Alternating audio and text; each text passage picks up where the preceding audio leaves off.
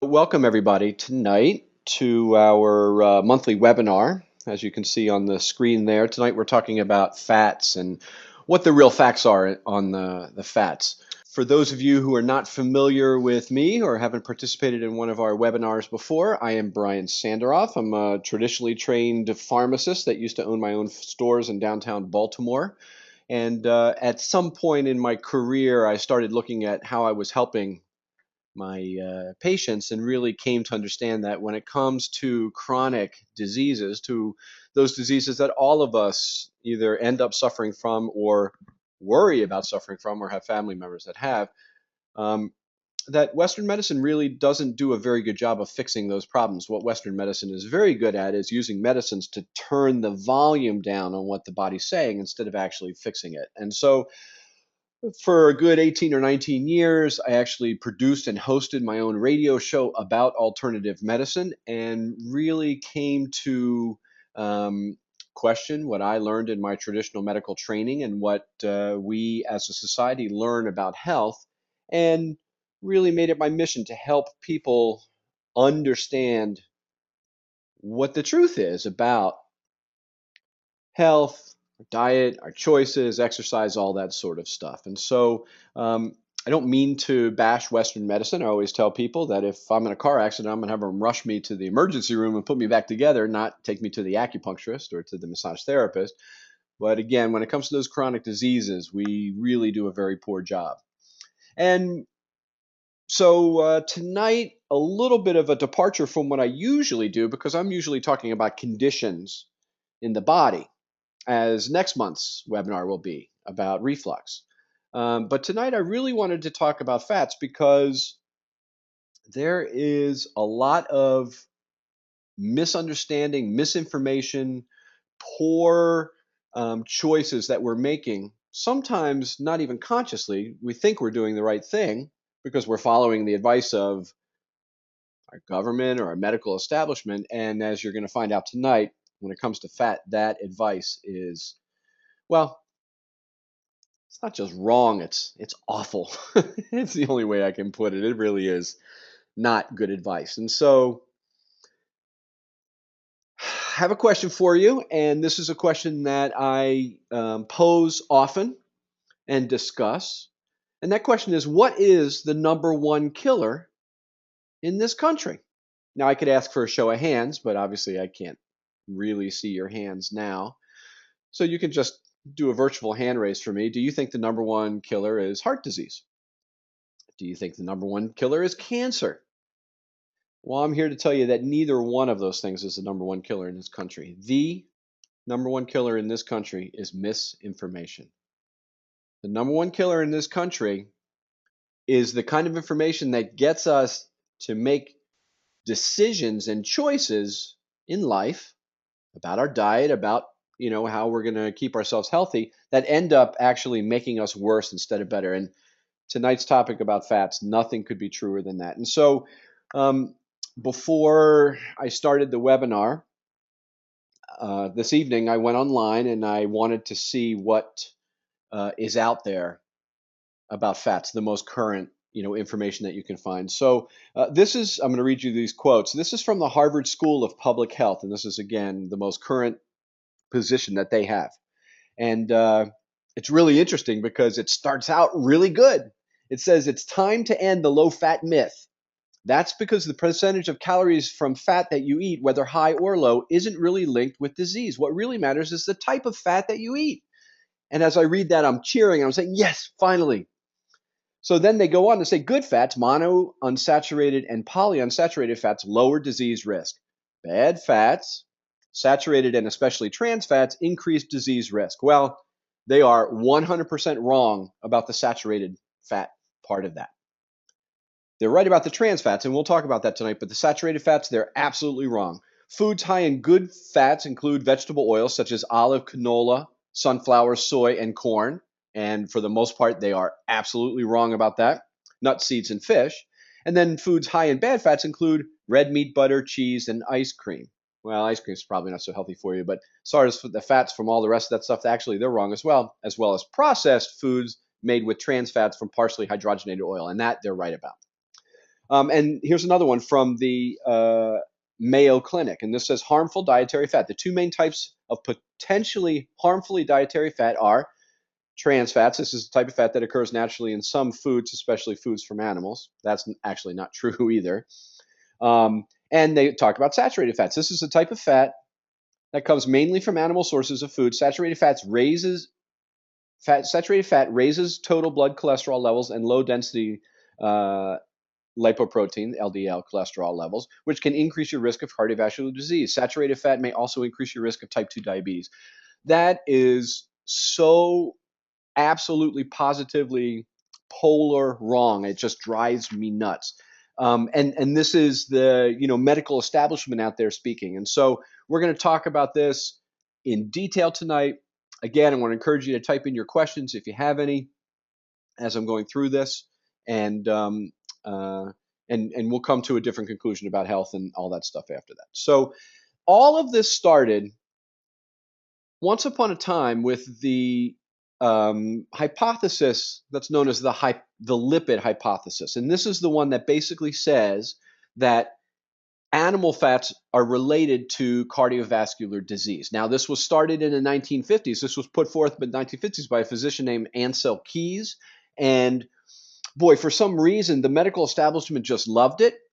As you can see, he was on the cover of Time magazine once upon a time, a little picture there. And what's really interesting is that he came up with this hypothesis by looking at data from a bunch of different countries. But as it turns out, what it really seems like happened was he went into this looking for a particular result. And even though there was data available from 20 different countries at the time that he could have used to, put together his theory, he only chose the data from 6 different countries, ignoring the other 14. And the reason is because if he didn't ignore those other 14, he wouldn't have been able to come up with the conclusion that he obviously wanted to come up with. That's called bad science. And actually, that continues to happen today. When we're in grammar school and we're learning about the scientific method, we learn that we come up with an idea, we make a hypothesis, and then we do a study to prove whether that hypothesis is right or not. And what often happens in medical research, and as you can see, it's been going on for 60, 70 years now, what often happens is we come up with a hypothesis and then we find the data that supports that hypothesis instead of trying to prove what's wrong, right or wrong. And honestly, with the scientific method, we probably learn more from disproving a hypothesis than we do from proving a hypothesis. So that was a big mistake. Now let's go forward a decade or two. And, Nathan Pritikin, I know that everyone has heard about the Pritikin diet. And, so he put forth this idea where, where you should eliminate all the fat from your diet. And so there was this idea of Pritikin, and what he did was advocate eliminating sugar, white flour, and all processed foods from the diet, and recommended the use of fresh raw foods, whole grains, and a strenuous exercise program. But it was the low-fat aspect of his regimen that was actually paid attention to by the media for some reason. And adherents found that they did lose weight, and that their blood cholesterol levels actually changed, and blood pressure went down. And that sort of began the popularity of this. But the success of the Pritikin diet is probably due to a number of different factors that have nothing to do with lowering the fat. Actually, just weight loss alone, for example, will precipitate a reduction in blood cholesterol at first, because the body will try to get all the cholesterol that is available into use. And so you can see, it's a phenomenon, you can see cholesterol go down when people first lose weight. And assuming that equates to you living longer is a mistake, as time has actually told. So it's interesting that Pritikin himself did save himself from heart disease, but he actually didn't spare himself from cancer, and ultimately had died in the prime of his life of suicide when he realized that he wasn't doing anything to help stop his leukemia. And I want to point out that lack of fats in the diet, one of the things that it can lead to is depression, and this may very well have been an example of that. So anyways, just kind of interesting story. So the question then becomes, is there really scientific evidence that supports the idea that, one, lowering animal fat or saturated fats in your diet, and two, lowering your cholesterol actually leads to you living any longer? So the little thing that you see here is the symbol from the Framingham study, which was the first big study that kind of looked at this. And and conclusions were drawn, and whole medical industries were built on the conclusions that supposedly were drawn from the Framingham study, and then further studies after that. But the truth is that, again, it was sort of an example of, this is what I want to see, so this is what I'm going to see with the statistics. But if you look at the raw statistics from the Framingham study, it basically says that if you lower your cholesterol, regardless of how you do it, you actually don't live any longer, and maybe just the opposite. And so, is there really scientific evidence supporting this lipid hypothesis? And the truth is that the data that does exist that supports it is highly questionable, and there is a ton of data that supports not, that doesn't support that conclusion or that hypothesis. And so here's some understanding of this, or some example of this. So first of all, here's a fact that we should understand really well, and that is, before 1920, coronary heart disease in America was very, very rare. So rare that there was a young internist named Paul Dudley White who introduced the German electrocardiograph to his colleagues at Harvard University. And their response to seeing this was, dude, go out and find something else, because there's not enough heart disease around to make this a profitable proposition for you. Interesting, right? So the new machine actually revealed the presence of arterial blockages, thus, really allowing for the diagnosis of coronary heart disease. But in those days, clogged arteries were, again, a medical rarity. And that guy, White, had to actually search for patients who could benefit from this new technology. Of course, that's not the case today. So today, heart disease causes at least 40% of all deaths. If, as we've been told, heart disease actually results from the consumption of saturated fats, one would expect to find corresponding increases in saturated fats from the 1920s till today. And actually, it's just the opposite. So during the period from 1910 to 1970, the proportion of traditional animal fat in the American diet actually declined by 83%. And yet a heart disease and cardiovascular disease rate has gone up and up and up in that time. It declined from 83% to 62%, sorry. And butter consumption actually plummeted from 18 pounds per person per year to just 4 pounds per person per year. During the past 80 years, dietary cholesterol intake has increased only 1%. During the same period, the percentage of dietary vegetable oils in the form of margarine, shortening, and refined oils has increased 400%. That's why we're seeing so much cardiovascular disease. And yet we still see our institutions of health, like the Mayo Clinic and Harvard School of Public Health, saying that those healthy oils, those vegetable oils, are actually healthy for us. And nothing could be further from the truth. That frustrates me, because it's that information that's end up killing people. All right, so we have to do a primer on fats, and this is the part of the program where I usually apologize for being the biochemistry nerd that I am. I find this stuff tremendously interesting, and I also find it necessary to understand this to be able to draw the conclusions that we need to make better choices for ourselves. And so I would ask for your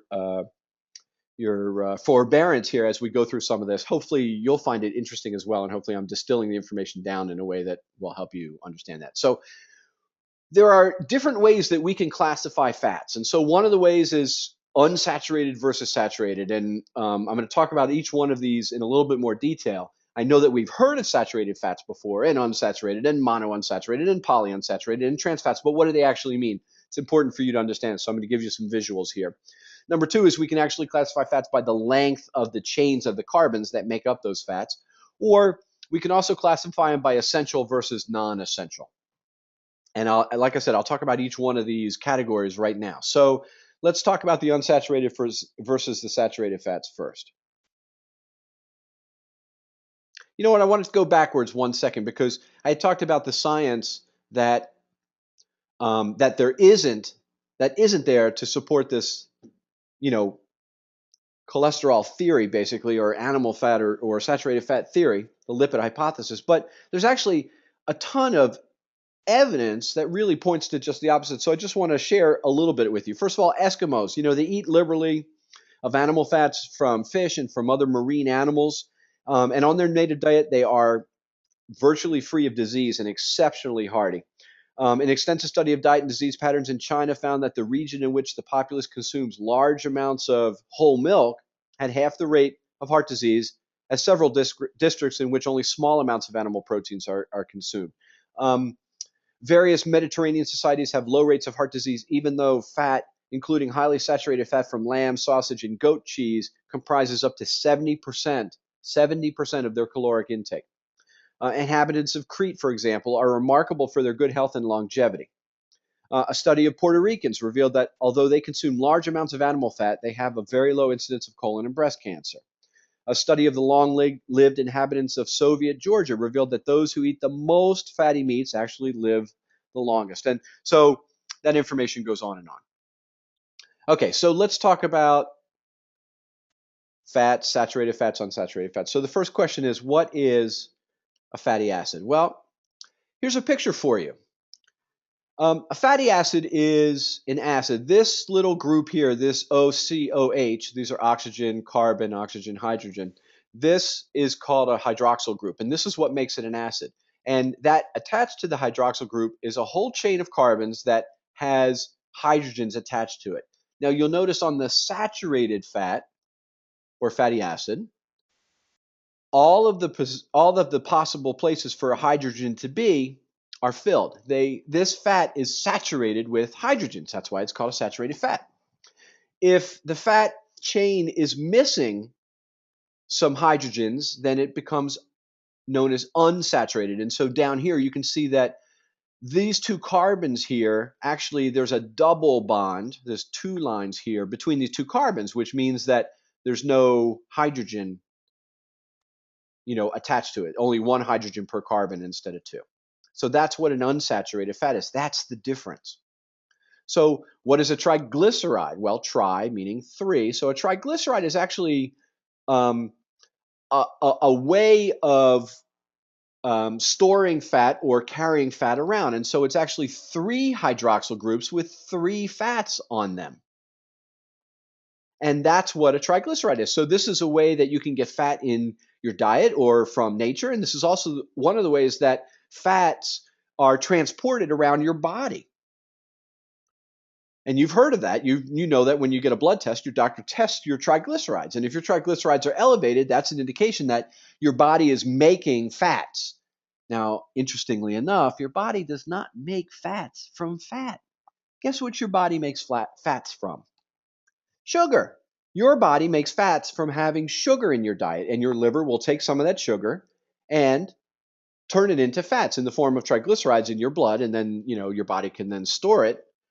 Now, the reason your body does that is because this is a storage unit for energy. In fact, fat is a pretty efficient way of using energy, because when your body needs energy, it'll break this apart, and that breaking apart, this bond here actually is a energy producing, energy releasing phenomenon. And then your body can take these carboxyl groups and turn them into sugar. Your liver can create sugar from them, if that makes sense for you. So that's what a triglyceride is.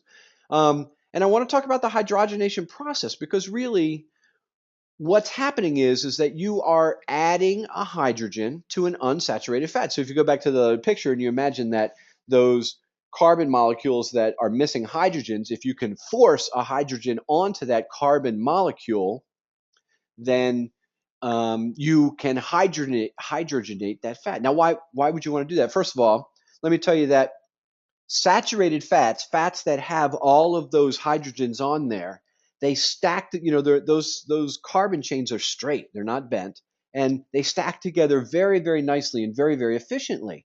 And what that translates to in reality is that saturated fats are solid at room temperature because they stack together so nicely.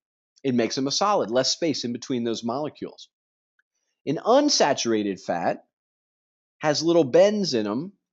They can't attach as closely to each other or stack as efficiently. And so unsaturated fats are liquid at room temperature. And so if you're looking at a fat, you can determine just by looking at it whether it's saturated or unsaturated or mostly saturated or mostly unsaturated by what it looks like. And so butter is a saturated fat.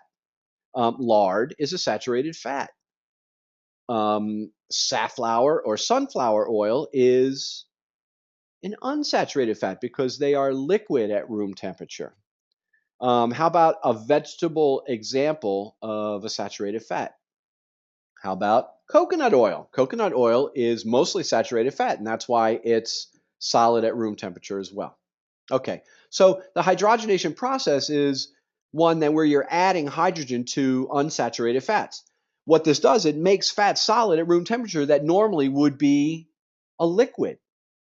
So if you were to take a vegetable oil like safflower or canola oil and force hydrogens onto those chains, they can become more solid at room temperature, and that's where the hydrogenation process sort of came from, or why. Now, why would we want to do that? Well, one of the reasons is that they become able to last longer on the shelf. And so that means that they don't go bad as quickly. And that means money ultimately. It means commerce ultimately. And so that's the main reason for that process. Okay. So but the problem is this leads to trans fats or trans fatty acids. And here's exactly what happens. So this is an example of an unsaturated fat. You can see these two carbons here are, missing the fat. And when this occurs in nature, they always occur, almost always, I don't say always, but I'll say the vast majority of fats that are unsaturated, all of the hydrogens are on the same side of that molecule. And this will become important when we talk a little bit about the biology of fats and how they work in the body. And that's called the cis way of situation. And when you force hydrogens onto a unsaturated fat, those hydrogens can end up on either side of those carbons, and that's called the trans orientation. And so, and these are the bad fats for you. These are really, really bad. And I'll explain why in a second. So, I want to talk about the importance of fats in biochemistry, why fats are important and what they do in the body. So number one, they're a source of energy. As I said, when the fats are removed from the carboxyl group, or those chains of carbons are removed from the carboxyl group, that is a phenomenon that causes the release of energy. And then your body can take that carboxyl group in the liver and turn it into sugar. Number two, fats help cells communicate with each other. And I'll explain this more in a second, and you'll get to see the visual of it, and then you'll understand why those trans fats are awful for you. And again, margarines are trans fats. They should not be in the diet at all. None of them. Okay, so they help cells talk to each other. This has ramifications for brain function and mood and balance, brain chemistry balance and immune function, cells talking to each other, and how your body handles sugar. Every cell in your body has to be able to talk to every other cell in your body. These healthy fats help balance the inflammatory response. That's also important, that I'll talk about in a couple minutes. They help you feel full when you eat. This is also something that's really important to get and to understand, that when you have fats as part of your meal, those fats change the way food gets absorbed into your system, slows it down a little bit, especially the sugars. And it also gives the body the opportunity to get the message that you've actually eaten.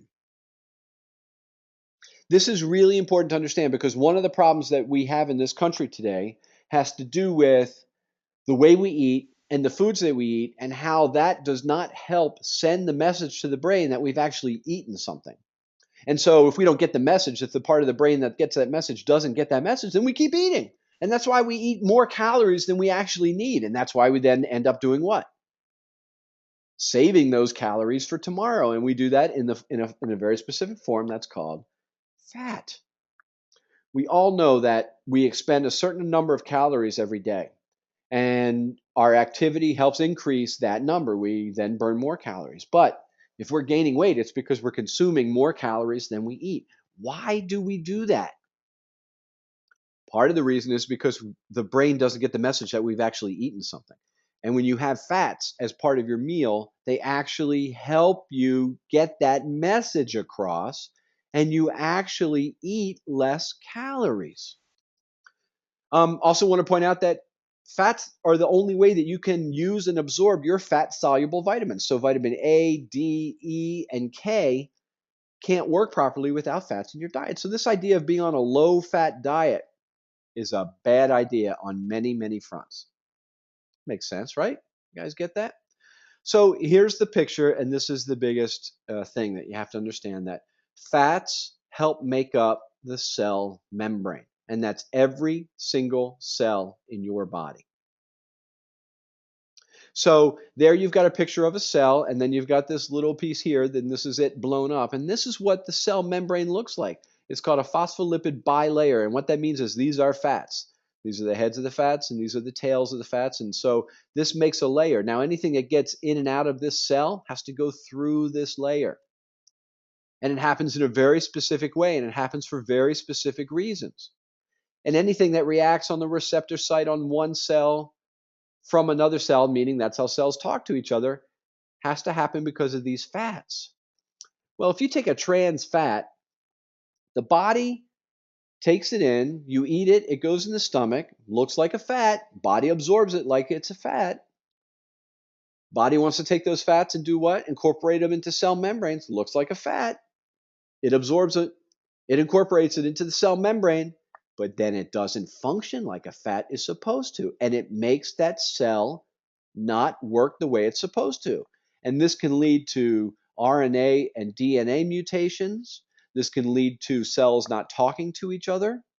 This can lead to cells not functioning the way they're supposed to. So if you have a liver cell that has a very specific job, which is to get rid of toxins in the body, and it can't do its job as efficiently as it's supposed to, what's going to happen? Toxins are going to build up in the body. If you have an immune cell whose job is to detect an invader from the outside world and get rid of it, and it can't do that as efficiently, what happens? More invaders get to live inside your body.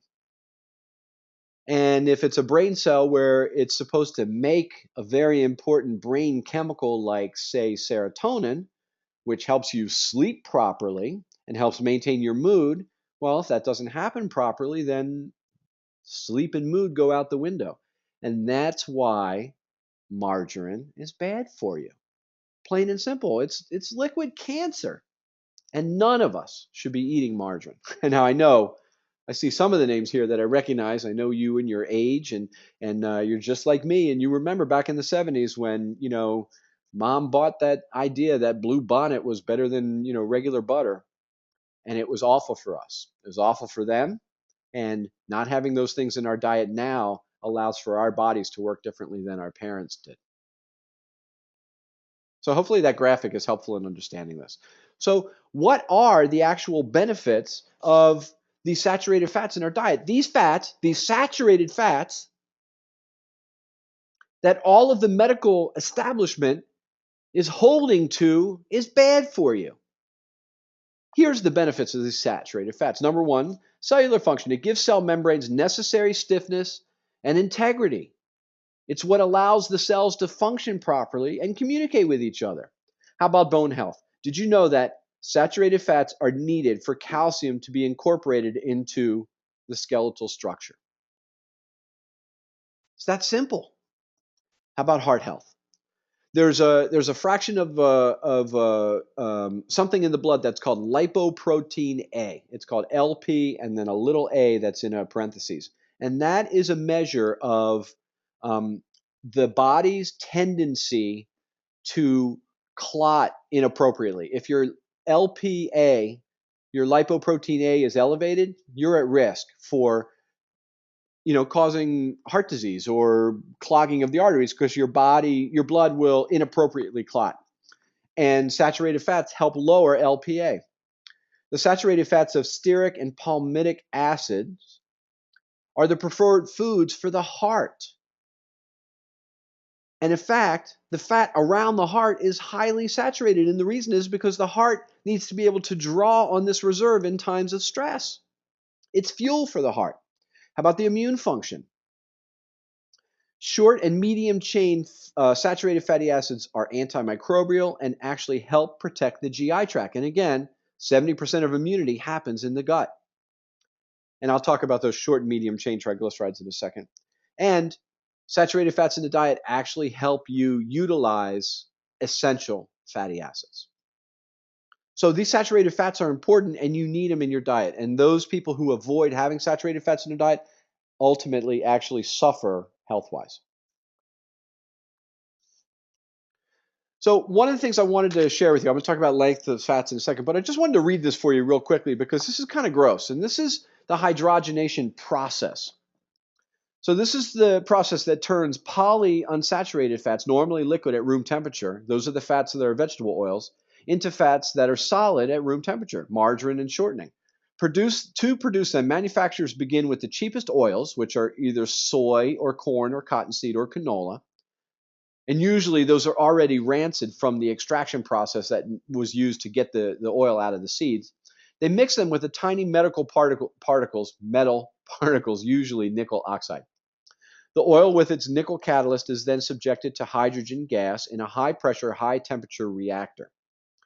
Next, soap-like emulsifiers and starch are squeezed into the mixture to give it a better consistency.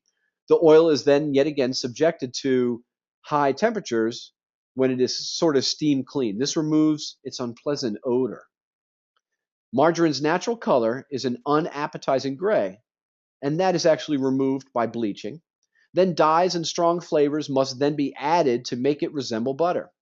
Finally, the mixture is compressed and packaged in blocks and tubs and sold as a health food. So even though all those ingredients are used in the production of it, once those ingredients are removed, then they're not really part of it anymore. And so that's why you don't see things like nickel oxide and bleach as part of the ingredient list when you eat margarine. It's gross, right? I think it's gross. Okay, one of the other ways, and I want to remind everybody, don't forget, you're more than welcome to type in any questions if you aren't completely grossed out by what you've heard already. You're more than welcome to type in questions. I'll be able to address them as I see them. So another way of classifying fats is by their length of those chains. And so there are short chain fatty acids. These are always saturated. They're good for immune function, and they are directly absorbed for quick energy. So what that means is because they're short chains, the body doesn't have to break those chains down. And so bile doesn't have to do its job within your digestive tract, and your body absorbs them readily for energy. That should be a clue to you. Short chain fatty acids that come from animal sources, good energy.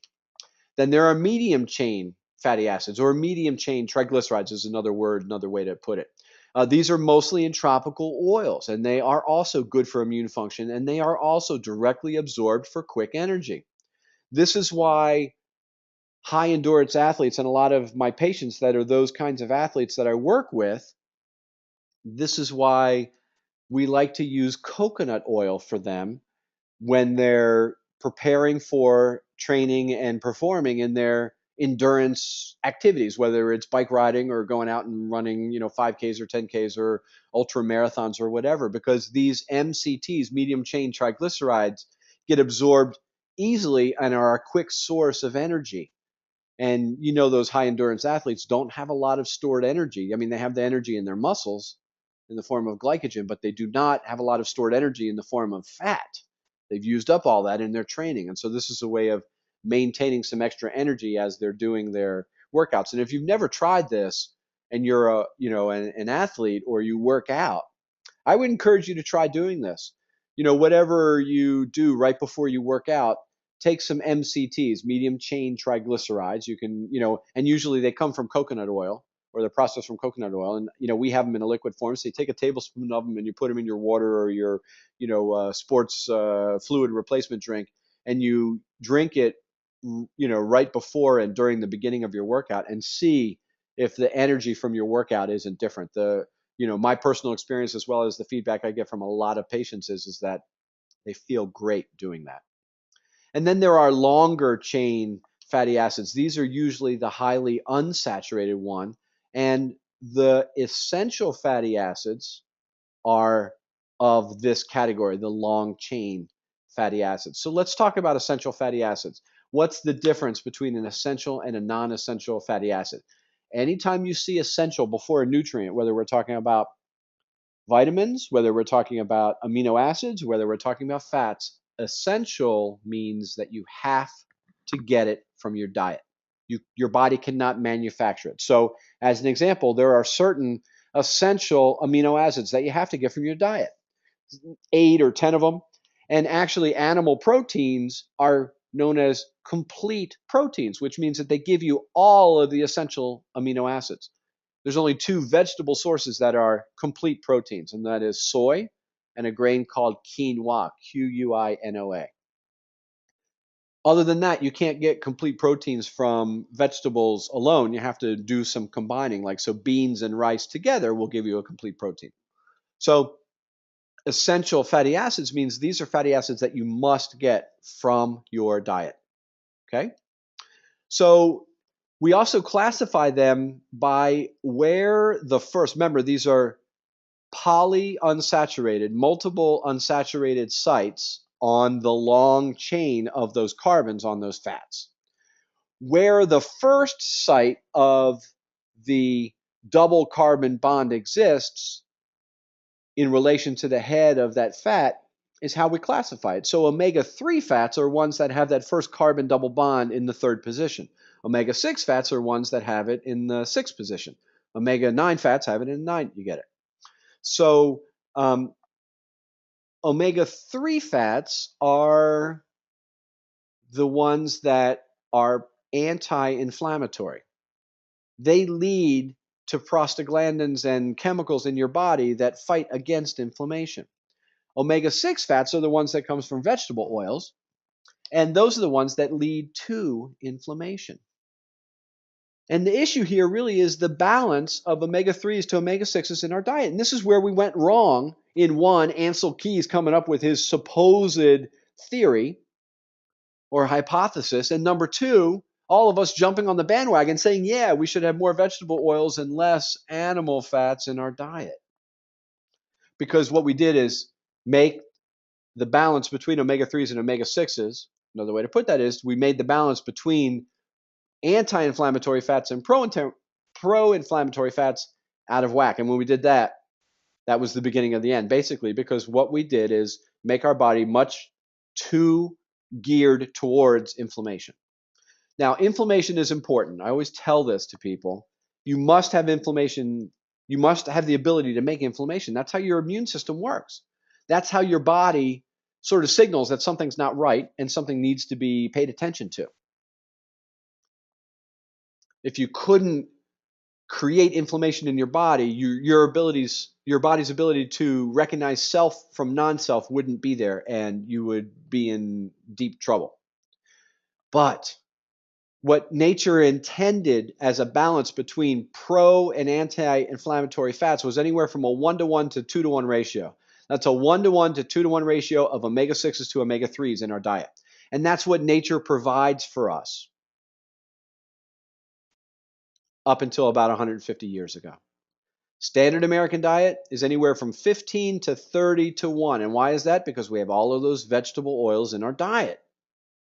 We have all of those vegetable oils that are used in dressings, that are used in cooking foods, and they make those, those French fries and those biscuits all crispy and it has caused a huge problem, and that's why we have the problem with chronic disease in our country today. That's why we have problems with heart disease and diabetes and obesity and cancers and high blood pressures and every other chronic disease that we're trying to avoid as we get older. So here's the crux of it then. What oils do or should we cook with? That's really the bottom line. That's what people want to know. So number 1, I have to tell you that, and this will seem weird because it goes so much against what we've been ingrained to believe. You actually want to avoid those polyunsaturated oils to cook with. They are not stable. And what that means is that that heat and the pressure and the exposure to air and light actually causes those oils to go rancid very quickly. And when those oils go rancid, that is oxidation. That when you consume those oils, that's what leads to oxidation. And you know the term antioxidants, and there's certain chemicals, there's certain vitamins and minerals that are known as antioxidants: vitamin E and vitamin C and beta carotene and zinc and coenzyme Q10, and the list goes on and on. Well, oxidation in the body is bad. It causes changes in chemicals. It causes changes in, cells being able to function properly, and it causes the aging process. It's rusting. And there's examples of it throughout the body. Cataracts are nothing more than oxidation of the tissue within the lens of your eyes. So when you cook with these polyunsaturated fats, you actually turn them into bad things. This is why French fries are bad for you. And of course, when you go to a McDonald's and you get a French fry, the oil that is used to make those French fries has been heated and heated and heated, and loads of French fries after loads of French fries goes into that oil, and it oxidizes more and more and more as that goes on. And it's the same thing with polyunsaturated oils that come from animal sources. So I just told you the essential fatty acids, you don't want to fry things with your fish oil either. Why probably baking fish is better for you than frying, and doing it at a lower temperature, or God forbid, how about eating that fish, rarer and rarer, even sushi. Healthiest way to get those healthy fats, as long as the source of fish is clean. So that means, again, polyunsaturated fats are what? Liquid at room temperature. That means if you're cooking with an oil that was a liquid at room temperature, it's probably not so good for you. There may be a few exceptions. Of course, I can see the thoughts going now. What about olive oil? And I'll talk about that in a second. Animal fats are largely saturated, and so they are much more stable to actually cook with, and especially frying if you want to fry. Now, I'm not a big fan of frying foods anyways, but when you're sauteing some vegetables, you want to use saturated fats. You want to use fats that are actually solids at room temperature. And if you do those at a lower temperature when you do saturate, it's actually better. So, traditionally duck and goose fat actually are semi-solid at room temperature. They're about 35% saturated, very low polyunsaturated, and it's a prized way of frying potatoes in Europe. Chicken fat is 31% saturated, and again, only 20% polyunsaturated. And so that's actually a good way to cook foods as well, traditionally. Lard, again. Now, again, many of us don't do this, and it's so ingrained that we shouldn't, that, the thought of frying in lard or beef tallow is just, something that we probably wouldn't do anyways. But here's the thing: olive oil, even though it is liquid, is only 12% polyunsaturated. It's it's a stable, mostly monounsaturated fats.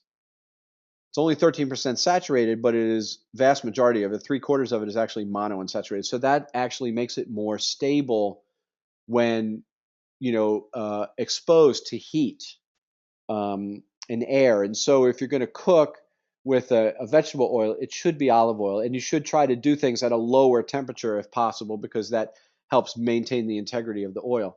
One of the solid oils that I talked about earlier that comes from, again, saturated for the most part, that comes from vegetable sources, what? Coconut oil. And coconut oil is an excellent oil to cook with. It helps protect the food. It's pretty stable when, compared to the heat. And you can get coconut oils that have the coconut flavor and other ones that don't. So hopefully that's helps clear all that up for you, and it's useful. So now's a good time to type in any of those questions if there's any details here that I left out from the discussion. And in the meantime, I'll show you that we've got some interesting topics coming up on our webinars in the next few months. In March, I'll be talking about gastroesophageal reflux disease, also known as heartburn or GERD or reflux. and talking about how really what we want to do is fix the problem, not the symptom. Because in medicine, we ask the wrong darn question. In medicine, what we ask is, what can we do to cut down on the acid in the stomach? And that is not the question that we should ask. The question that we should have asked was, what can we do to keep acid in the stomach where it belongs? Because that acid is very, very important. It's important for digestion. It's important for many functions in the body, immune function, and telling the stomach to protect itself. In April, again, a little bit of departure from what I normally do. I'm going to talk about the food industry and the way that the food industry actually lies to us or misrepresents things. So it's called Thought for Food, and so here's an example of that. In when it was decided that we should be looking at labels and looking at the sugar content and the carbohydrate content of food, many food manufacturers didn't change how they made things. All they did is lower the serving size. So you'd get a package of cookies and it used to say 4 servings, and a serving provided you with X amount of blah blah blah. So now they just make a cookie a serving size 6 instead of 4. I mean, servings per container 6 instead of 4, so that those numbers are actually lower. But people don't stick to those serving sizes. The latest trend, which is very, very bothersome to me, has to do with the addition of food additives that actually alter the way your taste buds taste foods. And so if there's a food that is naturally bitter, and a food manufacturer wants to make it so that you don't taste the bitter part of that, they actually can put some chemicals in there where bitter does not register on your taste buds anymore. And I think that's and it doesn't even have to be labeled on the food that's in there. So that's terrible. And then in May, I'm going to do a webinar just about supplement research update. Just, we hear about new things, and we listen to Dr. Oz, and we've, seen People magazine or hear about something talked about in the news. So I'm going to go about talk about the things that are new in the news, and that kind of thing. And then I also want to point out that we have our archives. And so all of the webinars that I've done in the past, and there's got to be 15 of them already now. I know I've been doing it for almost a year and a half now, are on the website that you can go to listen to anytime, including this one tonight.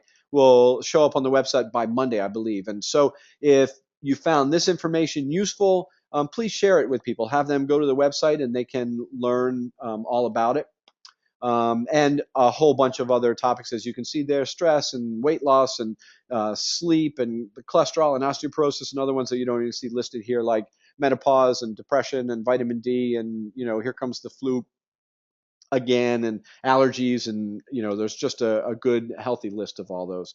So everybody, I want to thank you very much for joining me this evening. I really do appreciate it. I appreciate your attention and your participation. I really, really honor the fact that you're willing to spend some of your precious time with me, and I hope that you found this useful, and I promise I do everything I can to help give you useful, valid information that will help you make better choices for your health and your life.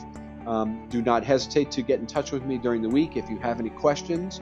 You can email me or get our phone number right from the website. Part of my mission in this work is to